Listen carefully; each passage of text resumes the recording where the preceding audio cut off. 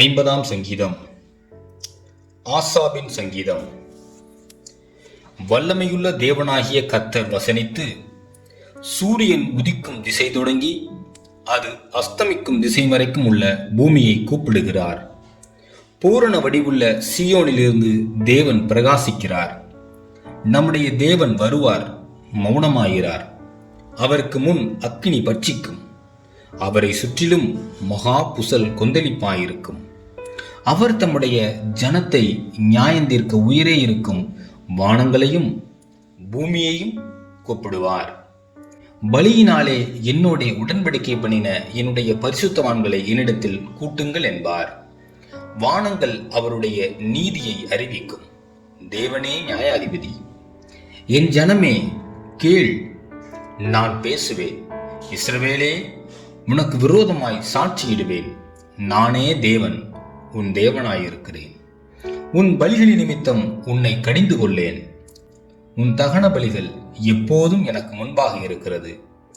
உன் வீட்டிலிருந்து காளைகளையும் உன் தொழுவங்களிலிருந்து ஆட்டுக்கடாக்களையும் நான் வாங்கிக் கொள்வதில்லை. சகல காட்டு ஜீவன்களும் பர்வதங்களில் ஆயிரமாய் தெரிகிற மிருகங்களும் என்னுடையவைகள். மலைகளில் உள்ள பறவைகளை எல்லாம் அறிவேன்.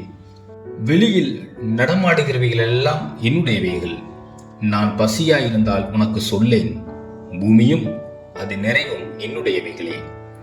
நான் எருதுகளின் மாமிசம் புசித்து ஆட்டுக்கடாக்களின் இரத்தம் குடிப்பேனோ? நீ தேவனுக்கு ஸ்தோத்திர பலியிட்டு உன்னதமானவருக்கு உன் பொருத்தனைகளை செலுத்தி ஆபத்து காலத்தில் என்னை நோக்கி கூப்பிடு, நான் உன்னை விடுவிப்பேன்.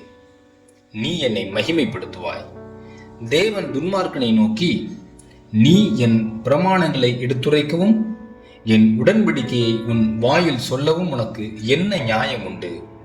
சிச்சையை நீ பகைத்து என் வார்த்தைகளை உனக்கு பின்னாக எரிந்து போடுகிறாய். நீ திருடனை காணும்போது அவனோட ஒருமித்து போகிறாய். விபச்சாரரோடும் உனக்கு பங்குண்டு. உன் வாயை பொல்லாப்புக்கு திறக்கிறாய். உன் நாவு கற்பனையை பிணைக்கிறது. நீ உட்கார்ந்து உன் சகோதரனுக்கு விரோதமாய் பேசி உன் தாயின் மகனுக்கு அவதூறு உண்டாக்குகிறாய். இவைகளை நீ செய்யும்போது நான் மௌனமாயிருந்தேன்.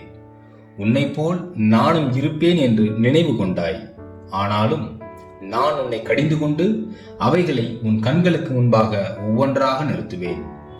தேவனை மறக்கிறவர்களே, இதை சிந்தித்துக் கொள்ளுங்கள்.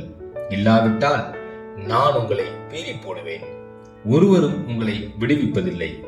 ஸ்தோத்திர பலியிடுகிறவன் என்னை மகிமைப்படுத்துகிறான். தன் வழியை செவைப்படுத்துகிறவனுக்கு தேவனுடைய இரட்சிப்பை வெளிப்படுத்துவேன் என்று சொல்லுகிறார்.